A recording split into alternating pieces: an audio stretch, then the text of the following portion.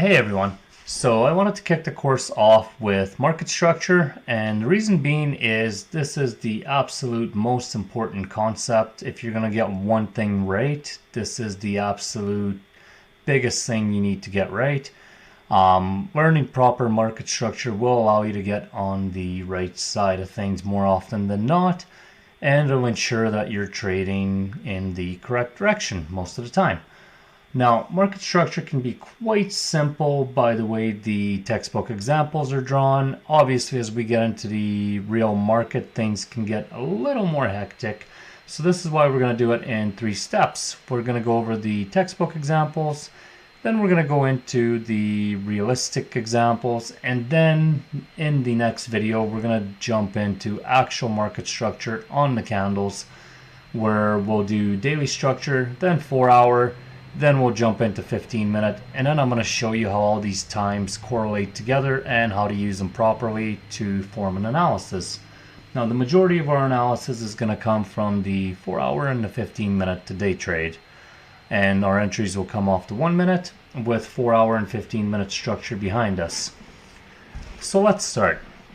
We have a lower low, lower high, lower low. So once this lower low gets taken, the highest point before this point gets taken is your lower high. The lowest point becomes the lower low. Pretty simple so far, right? We'll go here and same thing again. We have lower low, lower high, lower low. So we pull the highest point before the lowest point. And same thing again. Lower low, lower high, and we get another lower low down here. So every time we break one of these points, we pull the highest point before the lowest point before the impulse ends. Now, it's very important to note that these lows have to be broken by candle body close. It can't just wick below it and then shoot the other way. That is not a break of structure. The candle bodies have to close. It doesn't matter if you're going up or down, we need that candle body close. Now, on a more realistic example here, we have a lower high, lower low, lower high, and we kind of zigzag our way down and we put in a new lower low. Now, ultimately, these points are not all structure. They are what's called substructure, or you can even call them internal structure, if you will. They are internally contained between the lower high and the lower low. So I call them substructure. If you want to call them substructure or internal structure, that's totally fine. And basically, once this happens and we take this lower low, we are going to pull the highest point before the lowest point. Now, let's say this is a 4-hour chart that we're looking at. All this stuff here isn't structure on 4-hour. However, as we go down onto the 15-minute, this would be market structure. And again, we'll do examples of how to combine the two to do proper analysis. So in this case, we form a lower low. We have a lower high, which is the absolute highest point before our impulse down.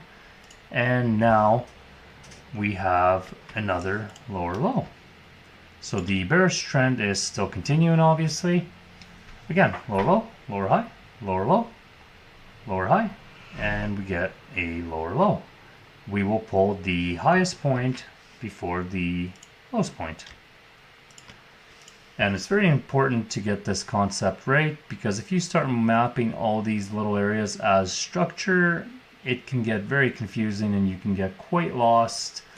And I'm basically here to make sure that doesn't happen and teach this as simple as possible. So on the bullish side of things, we have a higher low, a higher high, and another higher low.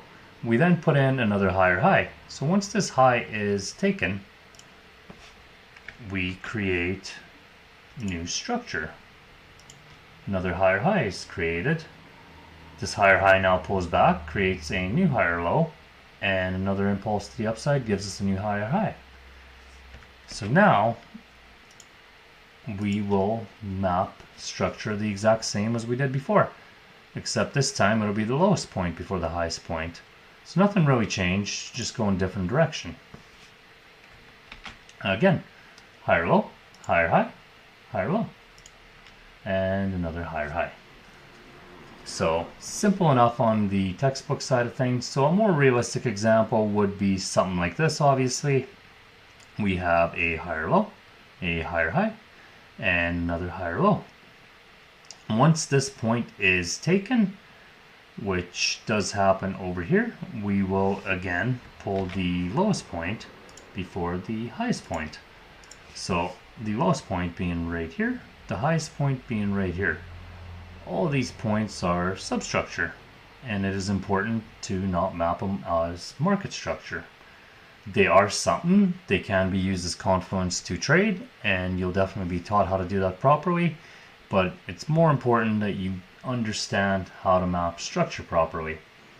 Now, as we made our higher high, and we zigzag our way down, create another higher low, impulse up, we create another higher high. So again, same thing. And we've made a new structure. Now we kind of zigzag our way down, even come back up and come back down. And finally, we kind of have an impulse to the upside. Now, a lot of people will mark this point as structure. That's actually not structure. It is the lowest point before the highest point. So it is very important you map this as structure and not this. And I'm going to show you why in just a second.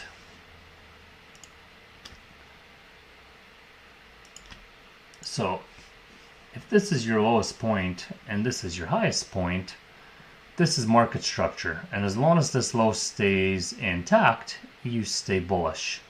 Now, had you gone and marked this point here as your low instead of the proper low, let's say hypothetically this came down and did this and just closed below that.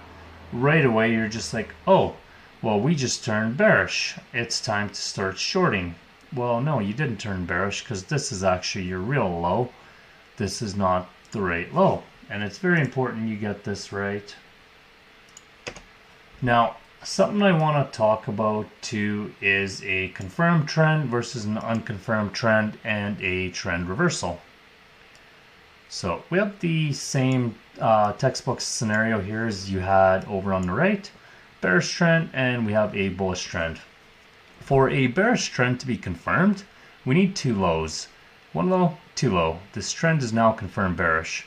For a bullish trend to be confirmed, we need two highs. One high, two high. This trend is now confirmed. As soon as you have 2 points of structure, the trend is confirmed. Now, why this is important is I want to show you a scenario where we create a new high and we pull back. So this now becomes an unconfirmed bullish trend.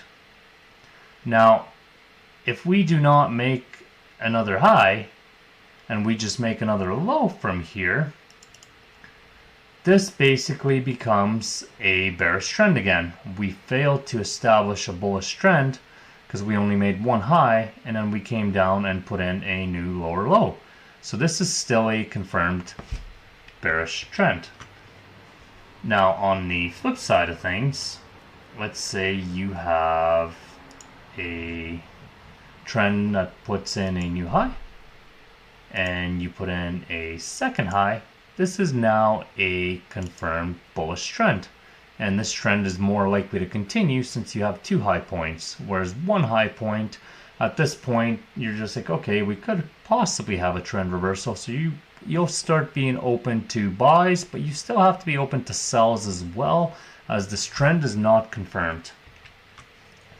Now, on the flip side of things, it is the exact same with a bullish trend. If we come and create a new low, this now becomes an unconfirmed bearish trend. If we come back and just do this, this is still a confirmed bullish trend as we failed to confirm a bearish trend. So we will stay bullish as we made a new high.